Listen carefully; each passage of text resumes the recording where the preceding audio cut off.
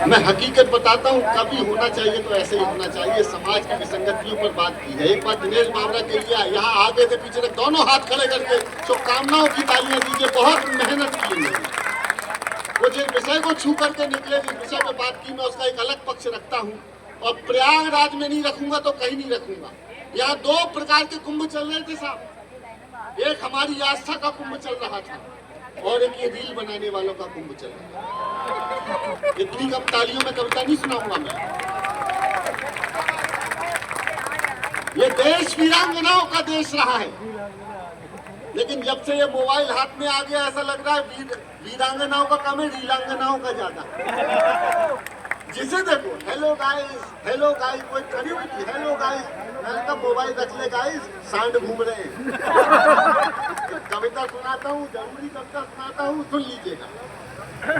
दो बेटियों का पिता होने के नाते सुनाता हूँ। इस कविता की भूमिका मैंने बदली है, पहली बार डॉक्टर साहब के सामने बोल रहा हूँ। माँ भगवती सीता, तीनों लोगों की माँ हमारी सीता माँ। लक्ष्मण तो उनके पुत्र समान थे। बेटा कभी माँ के सामने लकीर मर्यादा की नहीं खींच सकता। माँ सीता भी कह सकती थी कि बेटा तुम तो बच्चे हो मेरे, तुम क्या खींचोगे रेखा हमारी मर्यादा की। लेकिन लक्ष्मण ने अपनी जिम्मेदारी का निभाई। लक्ष्मण ने वो काम किया, मर्यादा की रेखा बताई। मैं उसी लक्ष्मण की तरह से काम करने की कोशिश कर रहा हूँ। महिला विरोधी मत मान लेना। दो बेटियों का पिता हूँ और ईश्वर बेटियां उसको देखता है जिसको जानता है कि ये बेटियां पालने में सक्षम है, वहीं से सौभाग्य लिखवा के आते हैं। एक जरूरी कविता महत्वपूर्ण लोगों के बीच सुनाता हूँ, सुन लीजिए। कि पापा ने हैप्पी बर्थडे पर मोबाइल, आज की रात सुदीप भोला ने अभी तक क्या कहा भूल जाना। आज की रात सुदीप भोला को याद रखने लायक बात सुना रहा हूँ, सुनिए। कि पापा ने हैप्पी बर्थडे पर मोबाइल मंगवाया था, ऑनलाइन हो गई पढ़ाई, किस्तों पर दिलवाया था। पढ़ो बेटियों उनने मन में ठाना था, दुनिया कर लेंगी मुट्ठी में, दुनिया को दिखलाना था। उसी मोबाइल से वो लड़की इंस्टाग्राम चलाती है, पढ़ती नहीं पढ़ाती है, दिन भर रील बनाती है। पापा ने हैप्पी बर्थडे पर मोबाइल मंगवाया था। वो पापा की परी आजकल इतनी ज्यादा सोशल है, बेपर्दा घर को कर डाला जैसे कोई होटल है। शहजादी पाकर आजादी आसमान में झूल गई, इतनी ज्यादा बोल्ड हो गई संस्कार ही भूल गई। हाथों से दिल कभी बनाती टैटू कभी दिखाती है, किसी आइटम गर्ल के जैसे ठुमके खूब लगाती है। पढ़ती नहीं पढ़ाती है, दिन भर रील बनाती है। पापा ने हैप्पी बर्थडे पर मोबाइल। एक पंक्ति की कविता सुना और अब तक जो आगे के पक्ष से मैंने ताली नहीं मांगी, एक पंक्ति कविता सुनाता हूँ, समर्थन मांगता हूँ आपसे। ये बच्चे जो हैं वो ना हो कोरोना की दूसरी लहर के होंगे। उनके पिताजी से निवेदन है गोद में बिठा लें, हम यही काम कर रहे थे। उसकी माँ से अनुरोध है कि थोड़ी देर के लिए इस पांडुलिपि को रख ले। स्वामी जी, बच्चों को चुप रहना कठिन काम है, पर मैं ये भी जानता हूँ जो बात फाड़ लेती है तो बच्चा तो क्या इसका बाप चुप हो जाता है।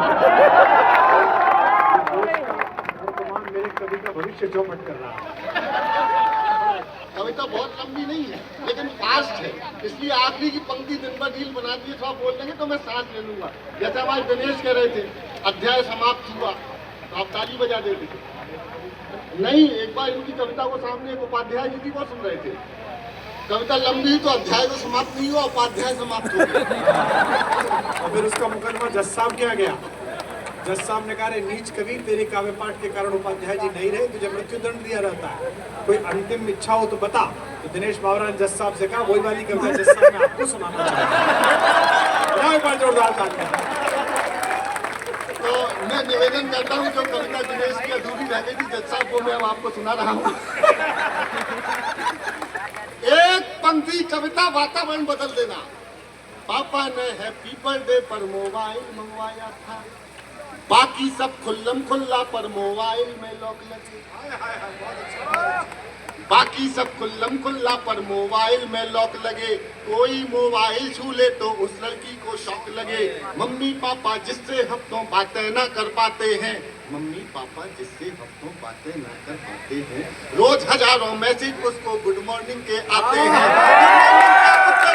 गुड नाइट हो जाती है, पढ़ती नहीं पढ़ाती है, दिन भर रील बनाती है, पापा ने हैप्पी बर्थडे पर मोबाइल। क्या बात है सुदीप, वाह, thank you। क्या बात है बेटा, वाह। उसके कुछ फॉलोवर जैसे मैखाने के रिंद हुए, अरे उसके कुछ फॉलोवर जैसे मैखाने के रिंद हुए, ना जाने कितने बुड्ढों के ठीक मोतिया बिंद हुए।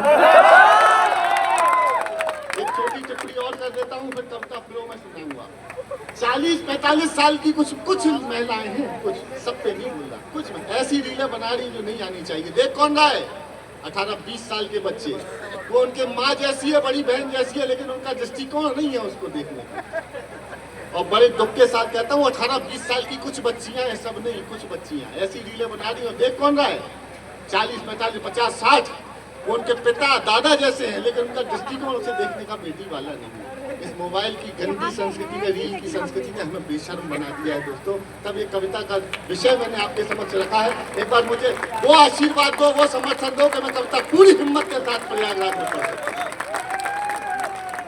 उसके कुछ फॉलोवर जैसे मैखाने के रिंद हुए, ना जाने कितने बुड्ढों के ठीक मोतिया बिंद हुए। एक फॉलोवर ऐसा था जो सबसे पहले आता था, तारीफों के पुल बांधा करता था, नहीं लजाता था। उसकी तारीफों से लड़की फूली नहीं समाती है, पढ़ती नहीं पढ़ाती है, दिन भर रील बनाती है। पापा ने हैप्पी बर्थडे पर मोबाइल मंगवाया था, आखिर एक मिस कॉल में चिड़िया फंस गई जाल में। कविता ने टर्न ले लिया, सुनना। आखिर एक मिस कॉल में चिड़िया फंस गई जाल में, उसे मिल गया शहजादा, प्यार बढ़ा इतना ज्यादा, लांग गई वो घर की देरी, सोचा किस्मत जाग गई, आखिर अपने ऑनलाइन प्रेमी के संग में। अब घर वाले ढूंढ रहे हैं, कहीं नजर नहीं आती है, दुनिया वाले सोच रहे हैं लड़की रील बनाती है। पापा ने हैप्पी बर्थडे पर मोबाइल। अब गलेजे पर हाथ रख के सुनना। एक ईमानदार कवि का स्वीकारोक्ति की कविता सुना रहा हूँ, केवल हिम्मती लोग समर्थन करना। चौथी पंक्ति पे, माँ की ममता छोड़ गई दिल पापा। दीदी, ऐसी पंक्तियां लिखने पे हो सकता है हमारे 10-20 कवि सम्मेलन कम हो जाए, कुछ लाख रुपए का नुकसान होगा, लेकिन अगर एक बेटी का जीवन बचा लिया ना इस कवि ने, तो मेरा जीवन सफल हो जाएगा। इसलिए सुना रहा हूँ। माँ गंगा के तट पे खड़े होके और हमारे युग के सबसे बड़े कवि के चरणों में खड़े होकर ईमानदारी की कविता सुना रहा हूँ। समर्थन करके दिखाना प्रयागराज वालों के समर्थन कैसे किया जाता है। माँ की ममता छोड़ गई दिल पापा का तोड़ गई, जिसकी खातिर लड़की अपने सारे रिश्ते तोड़ गई। माँ की ममता छोड़ गई दिल पापा का तोड़ गई, जिसकी खातिर लड़की अपने सारे रिश्ते तोड़ गई। नशा प्यार का उतरा तो सब कुछ गड़बड़ झाला निकला। तैयार रहना। अरे नशा प्यार का उतरा तो सब कुछ गड़बड़ झाला निकला, आखिर में वो शहजादा कोई पंचर वाला निकला। आखिर में वो शहजादा कोई पंचर वाला निकला। अब उसको अपने पापा की याद बहुत तड़पाती है, दुनिया वाले सोच रहे हैं लड़की रील बनाती है। पापा ने हैप्पी बर्थडे पर मोबाइल मंगवाया था, थोड़ी सी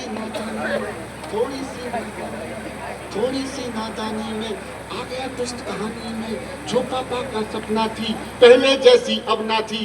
थोड़ी सी नादानी में आ गया ट्विस्ट कहानी में, जो पापा का सपना थी पहले जैसी अब ना थी। यही शहर के पास मिली बड़ी नहर के पास मिली, यही शहर के पास मिली बड़ी नहर के पास मिली। वो पापा की परी मिली सूटकेस में भरी।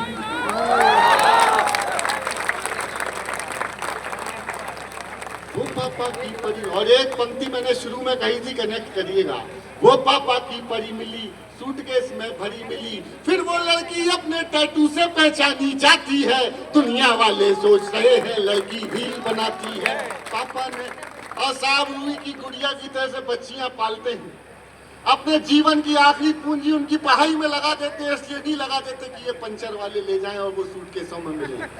आखिरी पंक्तियां निवेदित करता हूँ एक पिता की तरफ से और अपना स्थान लूंगा, मुझे विदा कीजिएगा। दोस्तों सुन लीजिएगा।